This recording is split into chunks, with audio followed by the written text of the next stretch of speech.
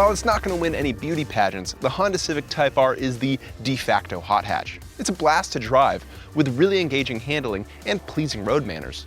But what's its biggest competitor? How about the Hyundai Veloster N? It's Hyundai's first proper hot hatch for the USA, and I think it's up for the challenge. The question is, which one's worth your money? That's what we're going to find out. But before we get started, don't forget to click like, subscribe, and make sure to visit Edmunds to find your perfect car. Okay, so these cars don't line up quite so perfectly. Yeah, they're both high performance hatchbacks.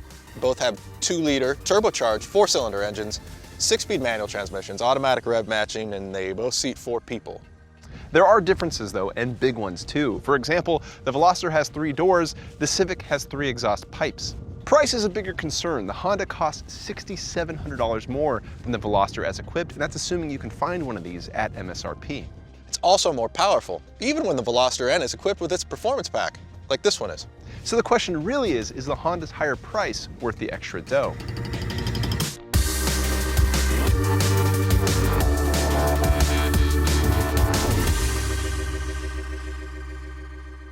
First up, instrumented performance testing at the Edmunds test track.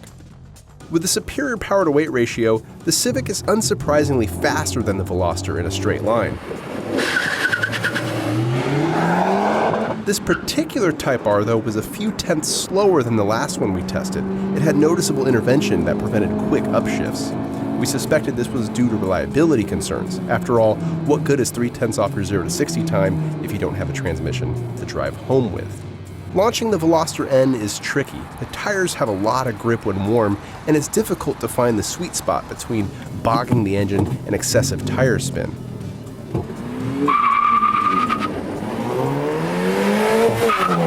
On the upside, you could shift the 6-speed transmission as quickly as you like.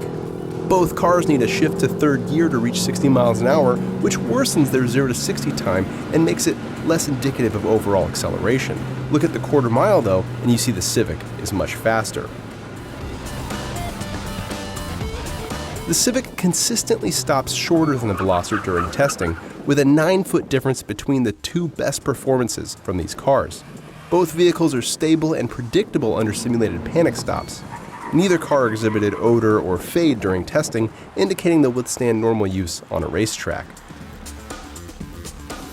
It's worth noting that the lateral G averages were the same regardless of stability control, showing that both car stability control systems are tuned for high-performance driving.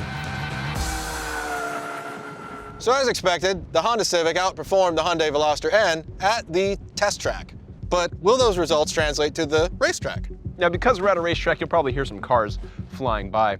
We spent all morning lapping these 2 cars and destroying their front tires in the process. Much like you, we aren't pro racing drivers, and if you Google around, you'll find fast lap times for at least one of these vehicles. What we're actually interested in, though, is the difference in lap time that we've got from these 2 cars. And again, the faster car is the Civic Type R. So if that's all you came here for, there's your answer. Now, for the rest of you who care about how these actually drive from behind the wheel, that's what we're going to get into next. Yeah.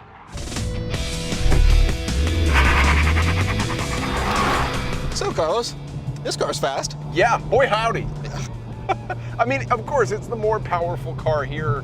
It's, the more fundamentally designed vehicle here. It's a more expensive car too, so no surprise.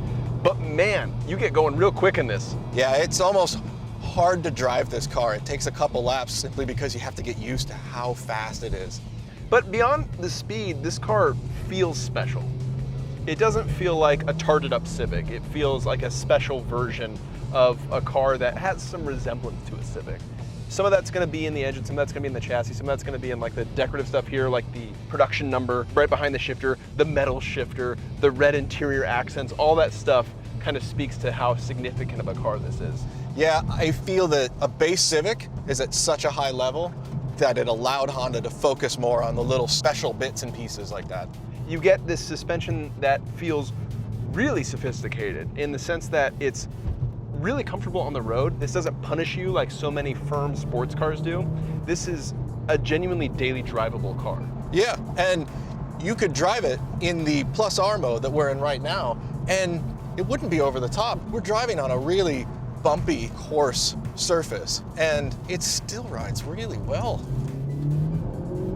When the car is smooth and controlled at high speed, you aren't concerned about how it's moving around. And that allows you to go even faster. Yeah. It allows you to go harder into braking zones, not be worried about, oh, can I maintain this speed through this corner here? There's a couple of hairy corners on this track that this car feels totally fine in. Yeah, but it is, after all, a front-wheel drive car. Yes. And what I found that I had to do was really manage the power application coming out of even medium speed corners. The car will light the inside front tire up, and it's cool, but it's slow. We have a ton of torque, and we have a front-wheel drive car, so you have to drive these things responsibly, and when you do, it rewards you. I would go as far to say, like, this thing drives as good as its design is silly. Absolutely. Right? Yeah, absolutely. I mean, we've got 3 exhaust tips. That's very silly. Yeah. Right? This thing drives that well. On the downside, engine sound. Yeah, it's actually hard to drive this car at the limit simply because when you're wearing a helmet, it's almost silent on the inside. Even in plus R mode, when it does get a little bit more racy, this is still not much louder than a basic Civic. You have to watch the tack. I caught myself frequently bouncing off the limiter just because I didn't realize it, because the sound's not there. I love these seats. Yeah. Bucket seats are tricky. When I get in and out of this car, I have to put the seat back in order to comfortably exit it, because these thigh bolsters, make getting in and out difficult. But on the road, just commuting in this thing, they're wonderful.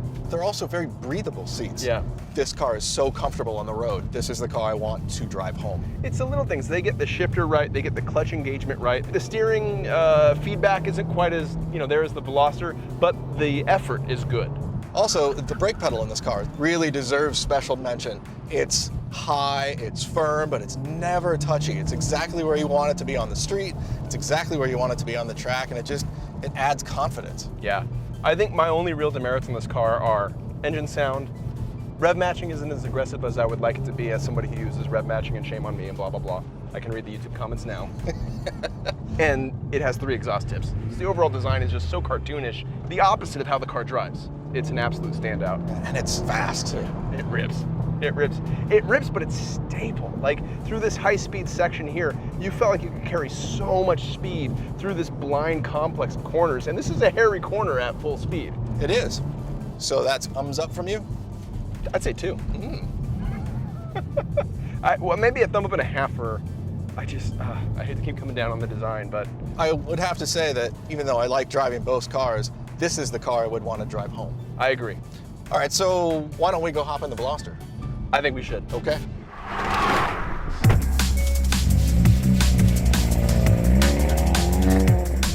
I'm really surprised that we're even driving a 2019 Hyundai Veloster, and it's because when the Veloster first came out, it was such a unique and interesting vehicle, but it wasn't that good to drive. I expected it to just kind of come out for a couple years and then Hyundai would go, yeah, whoops, and never build a second one. But I'm really impressed that they came back and they built an all-new Hyundai Veloster, and you know what? I like it.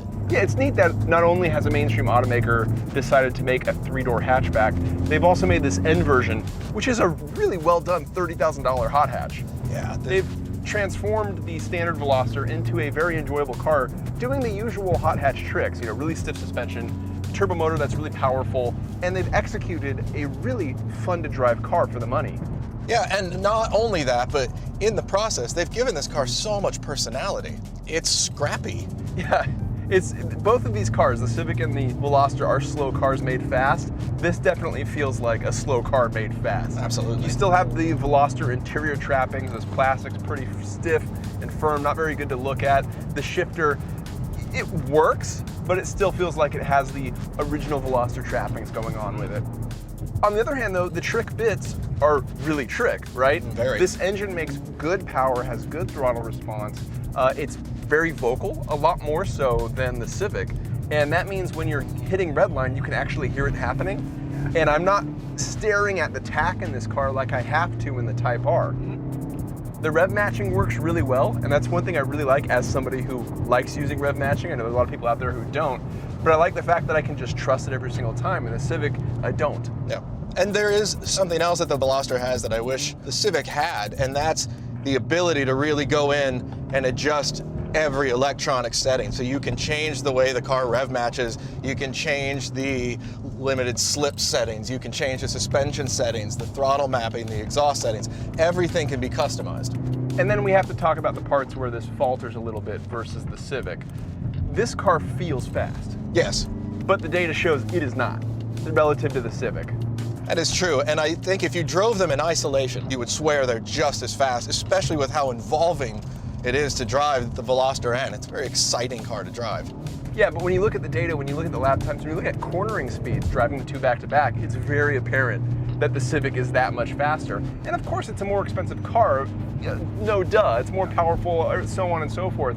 But I think that really isn't a discredit to the Veloster. I think it's part of the driving satisfaction. The Veloster, they've decided to go with, mechanically adjustable, electronically controlled, mechanical flap in the exhaust that helps it make that pop. There's certainly a mode that switches on when you do that. The Civic, they've opted to go with a electronically adjustable thing. It's just those 3 pipes that work with different kind of back pressure to make it sound the way it does. That's nice on the road because it doesn't drone, but you don't get that excitement on the track that this thing has. And I hate to bring in the way a car looks because that's so subjective. The Veloster drives like the Civic looks. Yep. And the Civic drives like the Veloster looks. Exactly. But this is a ton of fun. I can't say that enough. Steering is really well weighted, good feedback through it, brakes are powerful, everything here, all the touch points, they've done their homework in making a Veloster N. I actually prefer the feedback that comes through the wheel in the Veloster than I do through the Civic. And that may be a function of how sophisticated and smooth everything is in that Civic, but I really like it in this car. Yeah, I would not feel bad about driving this car daily. Not at all. Yeah. As we come around this flat skid pad-like area, both of these cars have a ton of power going to the front wheels, and so understeer, fighting it, especially when you're trying to power out, is always an issue. What happened when you were doing that? I found myself having to be very, very patient. Even though the limited slip is very sophisticated in this car, you have to wait because it's so easy to overwhelm the fronts on this car, and it's easy to get to a corner a little bit too quickly, and it's easier to get out of the corner a little bit too quickly. And front-wheel drive cars are so dependent on the front tires. If you overcook them, you've lost them for a lap and you have to cool them down. Absolutely, or as we found, you can shoot chunks right off of them. Yes, yes you can. What is amazing about both of these cars, the Civic Type R is a very torquey front drive car, no torque steer. I know. This is a very torquey front wheel drive car as well, no torque steer. Yeah. So verdict on the Veloster N, thumb up. Yeah. One thumb. Yeah. One thumb.